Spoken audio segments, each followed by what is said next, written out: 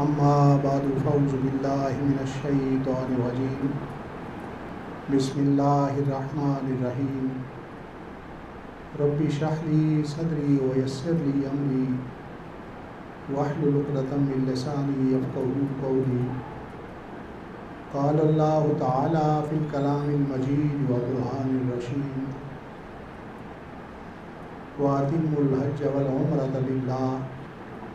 وقال اللہ تعالی فی شان حبیبہ مخبرا وعامرا ان اللہ وملائکتہ یصلون علی النبی یا ایھا الذین آمنوا صلوا علیہ وسلموا تسلیما الصلاۃ والسلام علیک سیدی یا رسول اللہ وعلی آلک واصحابک سیدی یا حبیب اللہ الصلاۃ والسلام علیک سیدی یا امام الانبیاء والمرسلین وعلی آلک واصحابک سیدی یا خاتم النبیین اللہم صل علی نور الظلام اللہم صل علی بدر الکمال اللہم صل علی مفتاح دار السلام اللہم صل علی شفیع جمیع الانام بعد از حمد بدرگاہ مجیب الدعوات خالق کائنات جل والا و درود بحضور سرور کائنات فخر موجودات نور مجسم شفیع معظم رحمت دو عالم حضرت احمد مجتبیٰ جناب محمد مصطفیٰ علیہ تحیۃ والثناء معزز سامعین حاضرین علماء کرام وارثان منبر و محراب اصحاب عقل و بینش اہل محبت و طریقت محبی فی اللہ علامہ حافظ سید صفدر حسین شاہ صاحب محبی فی اللہ علامہ محمد طیب شیر جلالی صاحب محبی فی اللہ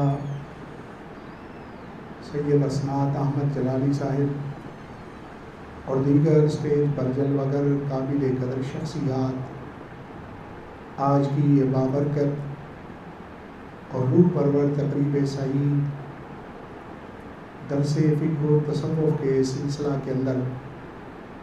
جامع مسجد فردوسیہ کے اندر جماعت جلالیہ شہر منڈی بہاؤالدین اور انتظامیہ فردوسیہ مسجد کے سجائی گئی ہے۔ اللہ رب العزت ہماری اس فقہ اسلامی کے سمجھنے اور اس پر عمل کرنے کی کوشش و کاوش کو اپنی بارگاہ اقدس کے اندر قبول و منظور فرمائے۔ آج کی اس تقریب سعید کا موضوع جس طرح کہ آپ اس سے پہلے آگاہ ہیں، عمرہ کا مسنون طریقہ ہے۔ چونکہ دروس فقہ و تصوف کے اندر پہلے عمرے کا جو وجوبی طریقہ ہے وہ پہلے بیان ہو چکا، مسائل کو سہل انداز میں اور سلیس انداز میں پیش کرنے کی جو کوشش ہے، اسی لیے پہلے وجوبی طریقہ بیان فرمایا گیا اور اب مسنون طریقہ بیان کرتا ہوں۔ انتہائی اختصار سے وجوبی طریقے کو بھی دہرا دیا جاتا ہے۔ قرآن مجید فرقان حمید کے اندر اہل اسلام کو حکم ارشاد فرمایا گیا وَأَتِمُّوا الْحَجَّ وَالْعُمْرَةَ لِلَّهِ، اور تم مکمل کرو حج کو اور عمرہ کو اللہ رب العزت کے لیے۔ معزز سامعین، اسلام نے جو جامع نظام عبادات ہمیں عطا فرمایا، اپنی قلبی طہارت حاصل کرنے کے لیے اور تصفیہ باطنی کے لیے، اس نظام کا ایک مبارک حصہ حج بھی ہے اور عمرہ بھی ہے۔ حج کی ادائیگی ہر صاحب استطاعت مسلمان پر زندگی میں ایک مرتبہ اسے فرض قرار دیا گیا ہے، اور عمرہ ایسی عبادت ہے کہ جو ہر مومن مسلمان کے لیے نبی پاک صاحب الاولاق صلی اللہ علیہ وسلم کی سنت مبارکہ ہے۔ حج ایسی عبادت ہے جس کے اندر محل بھی شرط ہے اور وقت بھی شرط ہے، لیکن عمرہ ایسی عبادت ہے جس کے اندر وقت شرط نہیں، صرف محل جگہ کو شرط قرار دیا گیا ہے۔ حج کے اندر چونکہ ایام حج خاص ہیں، انہی کے دنوں کے اندر مناسک کو ادا کیا جاتا ہے، اور ان کے لیے محل بھی بیت اللہ شریف، میدان مینا، میدان عرفات، میدان مزدلفہ قرار دیا گیا ہے۔ اور عمرہ کے لیے وقت شرط نہیں، صرف جگہ شرط ہے، اور جگہ وہ بیت اللہ شریف ہے، مسجد حرام شریف ہے، مقام صفا اور مروہ ہے جو اس جگہ کے لیے خاص کیا گیا۔ کوئی آدمی دنیا کے کسی حصے پر بھی اگر 7 چکر لگائے تو طواف جیسی عبادت کا ثواب میسر نہیں، اور اسی طرح کسی بھی 2 پہاڑوں کے درمیان اگر وہ 7 چکر لگائے تو صحیح کا ثواب حاصل نہیں ہوتا۔ اس کے لیے جگہ خاص ہے کہ بیت اللہ شریف اس کے ارد گرد ہی 7 چکر لگائے جگائیں گے، اسی صورت میں طواف کی عبادت کا ثواب حاصل ہوگا۔ مقام صفا اور مروہ کے اندر ہی 7 چکر لگائے جائیں گے تو صحیح کا اجر و ثواب حاصل ہوگا۔ اس کے لیے جگہ شرط ہے، وقت شرط قرار نہیں دی گئی۔ اور عمرہ نبی پاک صاحب الاولاق صلی اللہ علیہ وسلم کی سنت مبارکہ ہے۔ آپ نے مدینہ منورہ کے قرب کے اندر ذوالحلیفہ سے عمرہ شریف کا احرام باندھا اور عمرہ کی عبادت کی ادائیگی فرمائی، اور جب حنین اور طائف کے علاقے فتح ہوئے تو امام الانبیاء صلی اللہ علیہ وسلم نے جورانہ سے احرام باندھا، جو آپ سے قبل کئی ہزار انبیاء علیہ السلام بھی اس مبارک جگہ سے احرام باندھ چکے تھے اور عمرہ شریف کی ادائیگی کر چکے تھے۔ امام الانبیاء صلی اللہ علیہ وسلم نے بھی جورانہ سے احرام باندھ کے عمرہ شریف کی ادائیگی فرمائی۔ تو نبی پاک صاحب الاولاق صلی اللہ علیہ وسلم کے طریقہ مبارک کے مطابق ایک سفر کے اندر ایک مرتبہ عمرہ کرنا سنت ہے۔ اگرچہ زائد عمرہ کرنا، اس کی سعادت حاصل کرنا، اس کا جواز موجود ہے، لیکن سنت طریقہ یہ ہے کہ ایک سفر کے اندر ایک ہی عمرہ اس کی ادائیگی کی جائے۔ معزز سامعین، چونکہ عمرہ کے اندر نیت کو فرض قرار دیا ہے کہ میں عمرہ کا ارادہ کرتا ہوں، اللہ رب العزت مجھ پر یہ آسان بھی فرما اور میری طرف سے اسے قبول بھی فرما۔ یہ الفاظ مسنون ہیں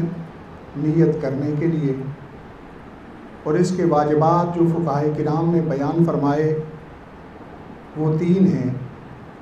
طواف اور سعی صفا اور مروہ کے درمیان، اور تیسرا واجب حلق کروانا یا تقصیر کروانا۔ تو اس سے آدمی عمرہ کی ادائیگی سے فارغ ہو جاتا ہے۔ ان میں سے کوئی عمل رہ جائے اس صورت کے اندر عمرہ کی ادائیگی نہیں ہوتی۔ ہاں، آج جو طریقہ بیان کرنا ہے وہ عمرے کا سنت طریقہ ہے، مسنون طریقہ امام الانبیاء صلی اللہ علیہ وسلم نے جس انداز میں عمرہ شریف کی ادائیگی فرمائی۔ تو سنت اسے کہتے ہیں کہ جس پر عمل کیا جائے تو اجر و ثواب زیادہ حاصل ہوتا ہے، اور اگر نہ عمل ہو سکے تو اس صورت میں گناہ قرار نہیں دیا جاتا۔ امام الانبیاء صلی اللہ علیہ وسلم کی سنن مبارک میں سے عمرہ کی عبادت کے اندر پہلی سنت یہ ہے کہ جب عمرے کا ارادہ کیا جائے تو احرام باندھنے کے لیے غسل کرنا، خوشبو لگانا، حجامت کروانا، یہ سرکار دو عالم صلی اللہ علیہ وسلم کی سنت مبارکہ ہے۔ امام الانبیاء صلی اللہ علیہ وسلم نے جب بھی عمرے کے لیے احرام باندھا تو نبی پاک صلی اللہ علیہ وسلم نے غسل شریف فرمایا۔ حدیث مبارکہ کے اندر اس کو ذکر فرمایا گیا کہ نبی پاک صلی اللہ علیہ وسلم نے اغتسل لإحرامہ عند ذی الحلیفہ کہ مقام ذو الحلیفہ پر نبی پاک صلی اللہ علیہ وسلم نے احرام باندھنے کے لیے آپ نے غسل شریف فرمایا۔ تو غسل فرمانا یہ سنت ہے، اگرچہ صرف وضو کر لیا جائے پھر بھی احرام باندھا جا سکتا ہے، لیکن غسل کی صورت کے اندر سنت کا ثواب کا حصول ہوتا ہے۔ اور اسی طرح نبی پاک صلی اللہ علیہ وسلم کی سنت مبارکہ کہ 2 نئی چادریں احرام کے لیے ان سے باندھا جائے، یہ بھی سرکار دو عالم صلی اللہ علیہ وسلم کی سنت مبارکہ ہے۔ چونکہ احرام کے اندر مومن مسلمان جو محرم ہوتا ہے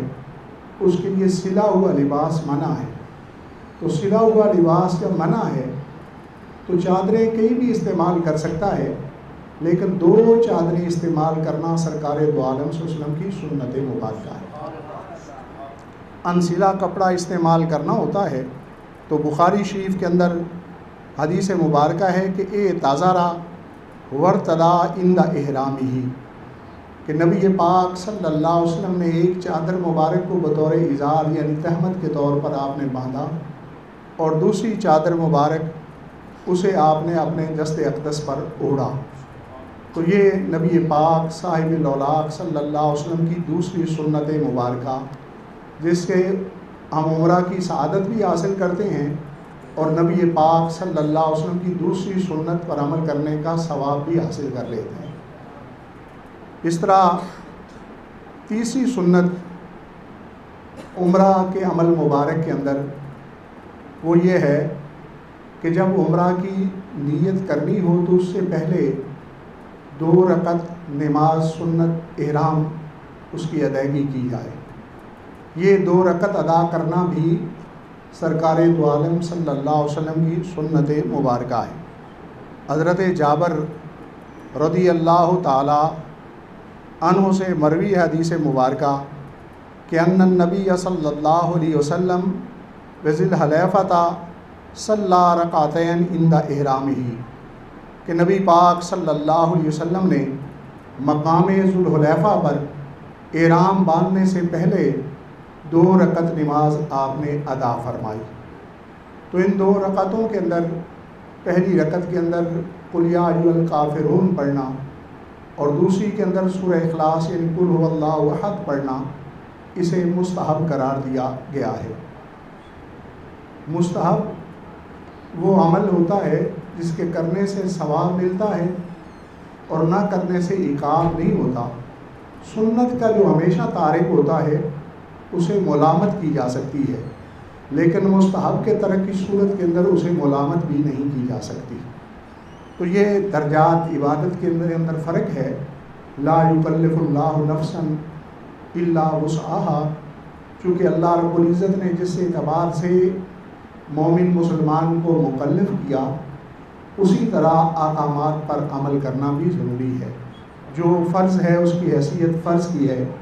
جو واجب ہے اس کی حیثیت واجب کی ہے، اور جو سنت کی حیثیت ہے وہ سنت کا مرتبہ رکھتی ہے، اور جو مستحب ہے عبادت اس کا مقام استحباب والا ہے۔ میں آگے جا کر اس حوالہ سے مزید وضاحت بھی کروں گا۔ دیکھیں کہ امام الانبیاء صلی اللہ علیہ وسلم کی تیسری سنت مبارکہ عمرہ شریف کرتے ہوئے تیسری سنت کا ثواب ہم اس طرح حاصل کریں گے کہ 2 رکعت نماز احرام ہم ادا کریں گے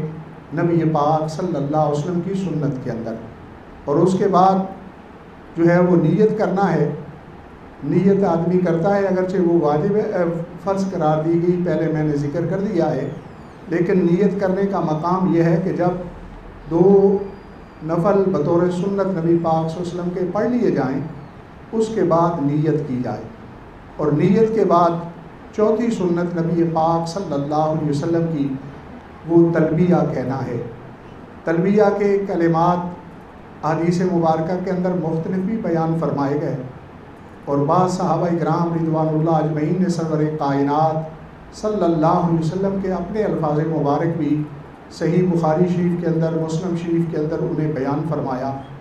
لبیک اللہم لبیک لا شریک لک لبیک ان الحمد والنعمت لک والملک لا شریک لک۔ تو یہ سرکار دو عالم صلی اللہ علیہ وسلم نے یہ الفاظ تلبیہ کے لیے ادا فرمائے۔ ان میں کمی بھی کی جا سکتی ہے اور اضافہ بھی کیا جا سکتا ہے، لیکن تلبیہ کہنا سنت ہے، اور اس کا طریقہ یہ ہے کہ جب بھی کسی ایسے نئے مقام پر جائے یا سفر کرتے ہوئے سائے سے گزرے، دھوپ میں چلے جائیں، پہاڑ کے اوپر جائیں، وادی کے نیچے جائیں، مسجد شریف کسی کا قرب اختیار کریں، تو ایسے موقع پر جو ہے نبی پاک صلی اللہ علیہ وسلم کی سنت ہے 1 مرتبہ تلبیہ کہنا، اگرچہ 3 مرتبہ تلبیہ کہنا اسے مستحب قرار دیا ہے فقہائے کرام نے۔ تو اس اعتبار سے جب ہم 1 مرتبہ ادا کرتے ہیں تو سرکار دو عالم صلی اللہ علیہ وسلم کی سنت کا ثواب حاصل ہو جاتا ہے۔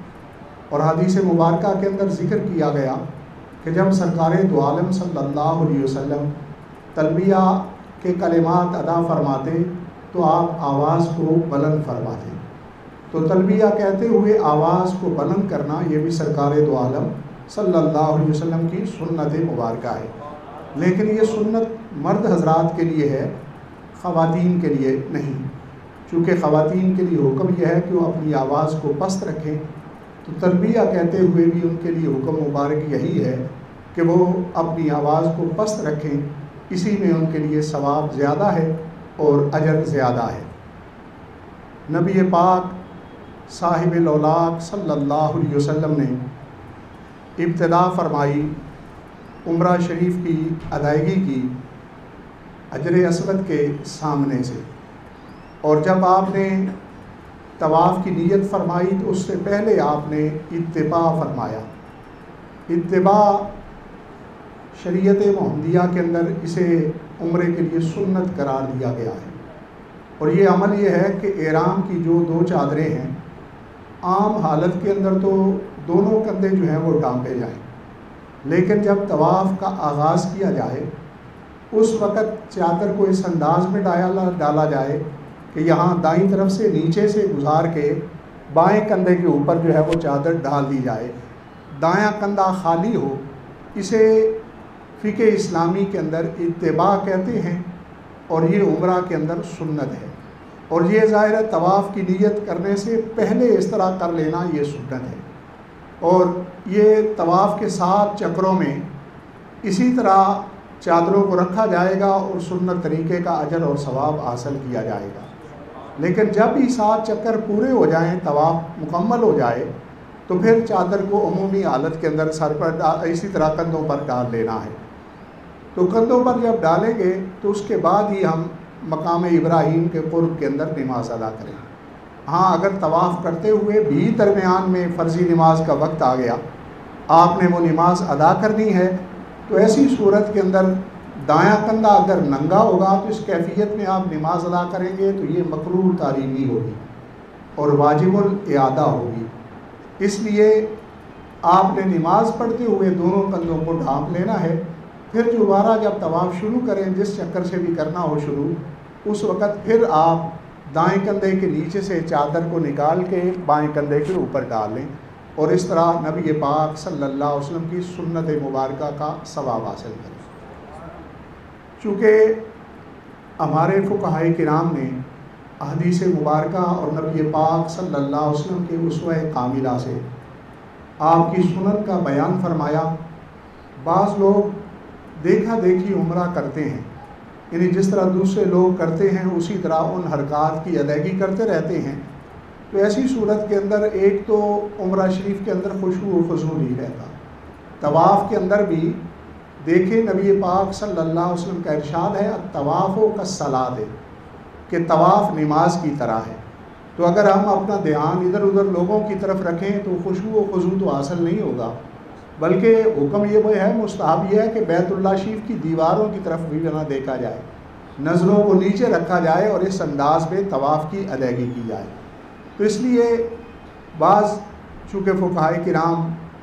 اس سنت کے حوالہ سے چونکہ اس کے قائل نہیں ہیں، تو اس لیے آدمی جب دوسرے لوگوں کی طرف دیکھتا ہے تو وہ سمجھتا ہے انہوں نے تو چادریں دونوں جو ہیں چادر کو دونوں کندھوں پر ڈال رکھا ہے، اور وہ بھی کوشش کرتا ہے کہ میں بھی دونوں کندھوں پر ڈال لوں۔ تو نہیں، سنت یہی ہے کہ دائیں کندھے سے نیچے سے چادر کو گزار کے بائیں کندھے پر ڈالا جائے۔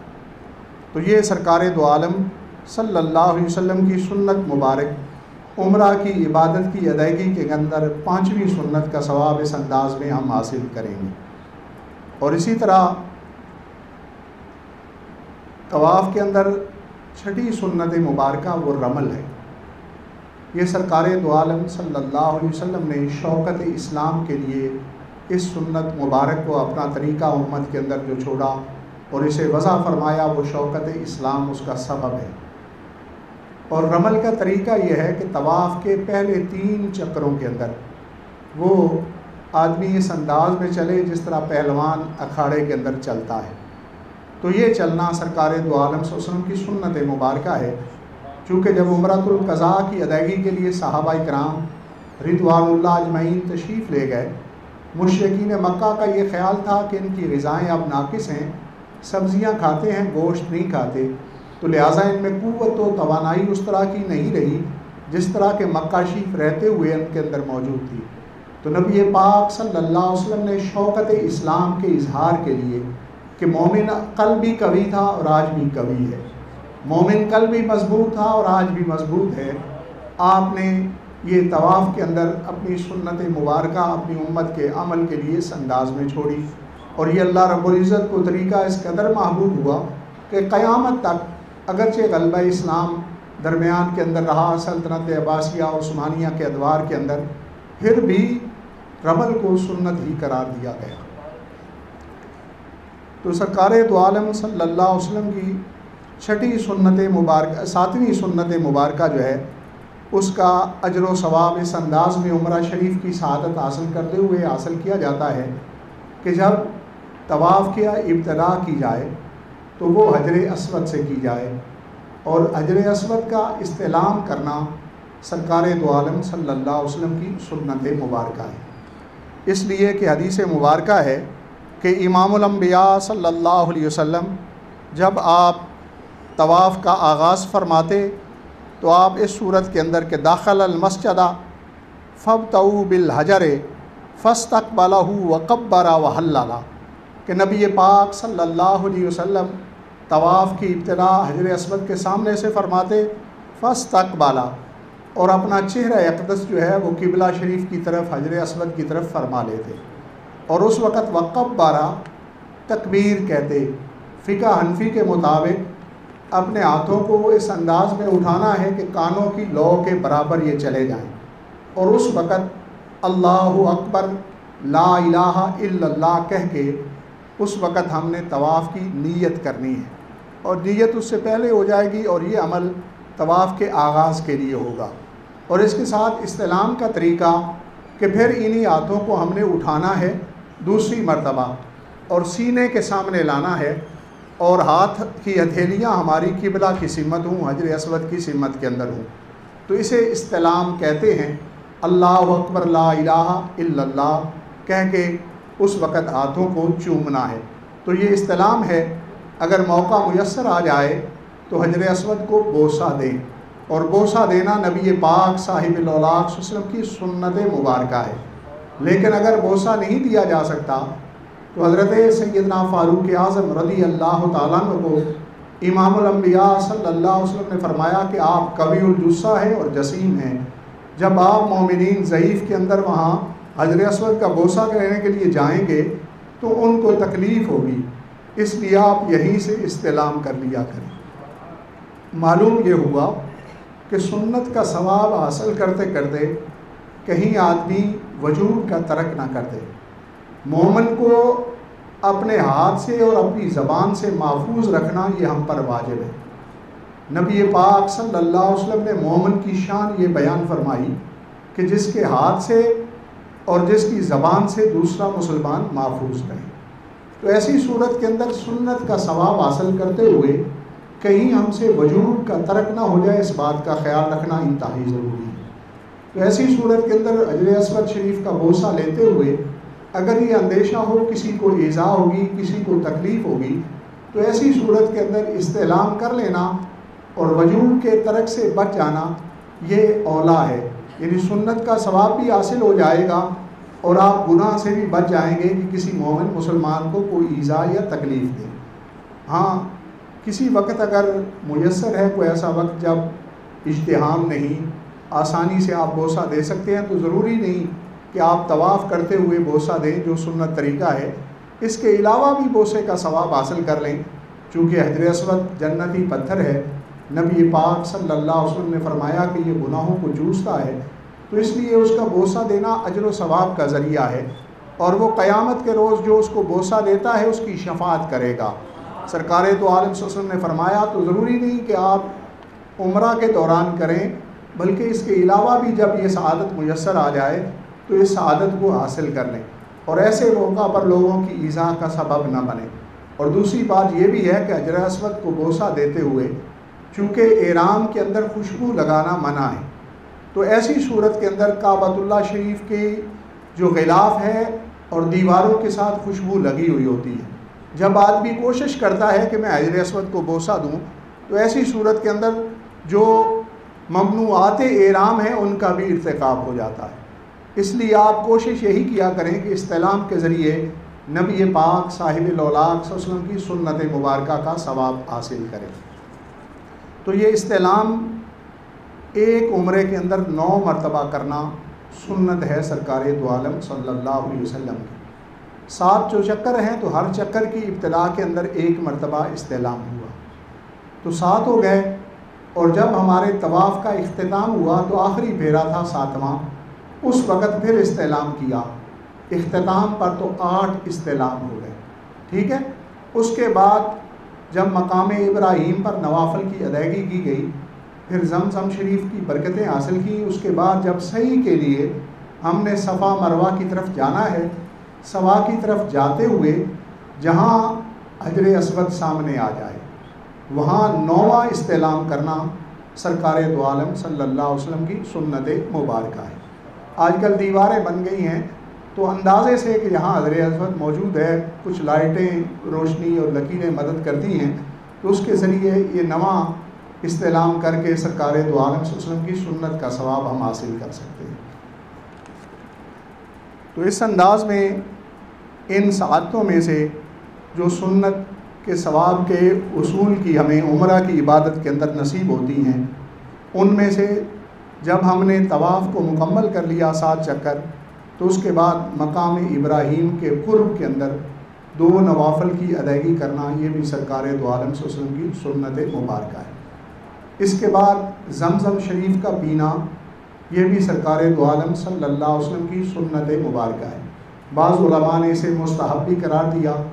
لیکن اکثر علماء کی رائے یہ ہے کہ یہ سرکار دو عالم صلی اللہ علیہ وسلم کی سنت مبارکہ ہے۔ زمزم شریف پینے کے بعد پھر مقام ملتزم پر حاضری دینا۔ مقام ملتزم بیت اللہ شریف کے اس مقام کو کہتے ہیں جو رکن اسود یعنی جہاں حجر اسود نصب ہے اس سے لے کر بیت اللہ شریف کی اس طرف کی جو موہاٹ ہے اس تک جو حصہ مبارکہ ہے اسے مقام ملتزم کہا جاتا ہے۔ اور نبی پاک صلی اللہ علیہ وسلم نے اس مقام کی تشبیہ ان الفاظ میں فرمائی کہ یہ اللہ رب العزت کا دایاں ہاتھ ہے۔ تو اس مقام پر حاضری دینا انبیاء علیہ السلام کی سنت مبارکہ ہے، اور بالخصوص سید المرسلین صلی اللہ علیہ وسلم کی سنت مبارکہ ہے۔ تو اس میں مستحب یہ ہے کہ یہاں آدمی رو کے گڑ گڑا کے اللہ رب العزت کی حضور استغفار کرے اور بخشش چاہے۔ یہاں تک فقہاء کرام نے لکھا کہ اگر رو نہیں سکتا تو رونے والا چہرہ بنا لے، یہ بھی مستحب ہے، اور اس انداز میں اللہ رب العزت کی بارگاہ سے بخشش چاہے۔ تو اس انداز میں ہم نبی پاک صلی اللہ علیہ وسلم کی جو ہے 9ਵੀं सुन्नत मुबारका, उसका अजर व सवाब हम उम्रा की सआदत के अंदर हासिल करेंगे। तो इसके बाद सरकार दो आलम सल्लल्लाहु अलैहि वसल्लम की सुन्नत मुबारका सफ़ा और मरवा, ये सफ़ा से सही शुरू की जाती है, लेकिन सफ़ा के ऊपर इतना चलें कि जहाँ से बैतुल्लाह शरीफ आपको नज़र आ जाए। तो ये बैतुल्लाह शरीफ का नज़र आना, उस वक़्त बैतुल्लाह शरीफ की तरफ मुँह करके पहली दफ़ा जब आप सही की नीयत करें तो वो भी किबला शरीफ की तरफ चेहरा करके आप नीयत करें, और वहाँ बैतुल्लाह शरीफ की तरफ चेहरा करके दुआ मांगना भी सरकार दो आलम सल्लल्लाहु अलैहि वसल्लम की सुन्नत मुबारका है। तो ये सफ़ा पर जितना ऊपर चढ़ें, जहाँ से काबा शरीफ नज़र आ जाए, वहाँ काबा शरीफ की तरफ मुँह करके दुआ मांगना सुन्नत है। इसी तरह मरवा पर जितना ऊपर जा सकें, और काबा शरीफ वहाँ से नज़र नहीं आता, सफ़ा से नज़र आ जाता है, मरवा से नज़र नहीं आता, लेकिन सिम्मत बैतुल्लाह शरीफ की देखें और वहाँ जाकर उस तरफ चेहरा मुबारक करके दुआ मांगें, तो ये दुआ मांगना सुन्नत है। तो ये सफ़ा और मरवा की सही के अंदर सफ़ा से जो है आप मरवा की तरफ जाएंगे तो ये एक चक्कर आपका पहला शुमार होगा, फिर मरवा से सफ़ा की तरफ आना, ये भी आपका एक चक्कर शुमार होगा। हाँ, इसके दौरान एक सुन्नत मुबारका है, वो है मीलैन अख्दरैन, ठीक है, जहाँ दो सब्ज़ बत्तियाँ उनके निशानात मौजूद हैं, वहाँ बाकी सही के लिए यह है कि इत्मीनान से चलें, लेकिन वहाँ मीलैन अख्दरैन के दरमियान तेज़ी से भाग के चलना जो है, भागना, ये सरकार दो आलम सल्लल्लाहु अलैहि वसल्लम की सुन्नत मुबारका है। तो कुल इस अंदाज़ में उम्रा की सआदत हासिल करते हुए हम 12 सुनन का अजर व सवाब हासिल करेंगे। इसके अलावा भी कुछ अमाल हैं जिन्हें फ़ुक़हाए किराम ने मुस्तहब करार दिया। मसलन जब सही ख़त्म हो जाए तो उस वक़्त वहाँ जो है वो 2 नफल अदा करना, इसे मुस्तहब करार दिया गया मरवा के ऊपर। लेकिन ये अमाल जो सुन्नत हैं, चूँकि सुन्नत और मुस्तहब का अलग अलग दर्जा है, इसलिए मैंने सुनन को बयान फरमाया, और 1-2 सुनन ऐसी भी बयान फरमा दी जो फ़ुक़हा के नज़दीक मुख्तलिफ ही थी, लेकिन अक्सरिया कौल को मैंने आपके सामने ज़िक्र किया। अल्लाह रब्बुल इज़्ज़त हम सब को उम्रा शरीफ की सआदत भी नसीब फरमाए, और उसमें नबी पाक सल्लल्लाहु अलैहि वसल्लम के तरीक़ा की इत्तिबा की तौफ़ीक़ अता फ़रमाए। वमा अलैया इल्लल बलागुल मुबीन। किसी के ज़हन के अंदर आज के इस मौज़ू के हवाला से कोई भी सवाल मौजूद हो तो वो सवाल कर सकते हैं।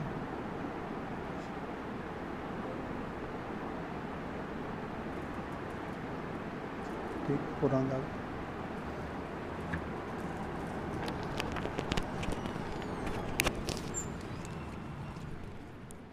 इंशाअल्लाह